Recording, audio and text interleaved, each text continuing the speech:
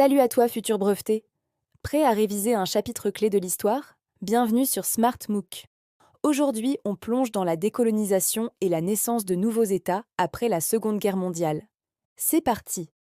Imagine, en 1945, le monde sort d'une guerre dévastatrice. Les grandes puissances coloniales, comme la France et le Royaume-Uni, sont épuisées, économiquement et militairement. Leur prestige est entamé. Pendant ce temps, dans les colonies d'Afrique et d'Asie, les peuples qui ont participé à l'effort de guerre rêvent de liberté. Des mouvements nationalistes, qui veulent l'indépendance de leur pays, gagnent en puissance. Ils ne sont pas seuls. La toute nouvelle ONU, ainsi que les deux superpuissances, les États-Unis et l'URSS, soutiennent le droit des peuples à disposer d'eux-mêmes. Le décor est planté pour un changement majeur. C'est en Asie que la vague d'indépendance commence. En 1947, après une longue lutte non violente menée par des figures comme Gandhi, l'Inde, le joyau de l'Empire britannique, devient indépendante. Mais cette liberté a un prix. Le territoire est divisé dans la violence entre l'Inde, à majorité hindoue, et le Pakistan, à majorité musulmane.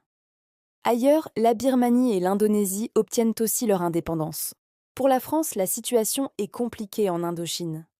Après une guerre longue et une défaite marquante à Dien Bien Phu en 1954, elle doit se retirer. C'est la naissance de 3 nouveaux pays, le Laos, le Cambodge et le Vietnam. En Afrique, le chemin vers l'indépendance est aussi complexe. Au début, la France tente de maintenir son empire en accordant plus d'autonomie. Mais les révoltes, comme celle de Madagascar en 1947, sont durement réprimées. Face à la pression, des indépendances 3 sont négociées, comme pour le Maroc et la Tunisie en 1956.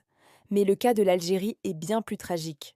Considérée comme une partie intégrante de la France, elle s'engage dans une guerre violente et douloureuse qui durera 8 ans, de 1954 à 1962. Cette guerre se termine par les accords d'Évian et l'indépendance de l'Algérie, marquant un tournant pour la France. Ces nouveaux pays sont maintenant face à d'immenses défis. Comment construire une nation stable et développer son économie?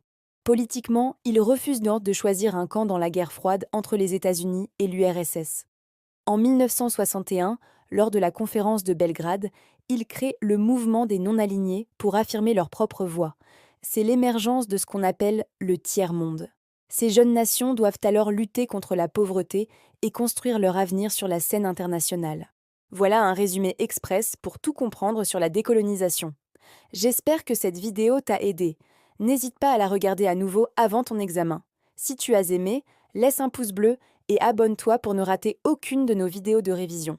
Bonne chance pour le brevet et à très bientôt.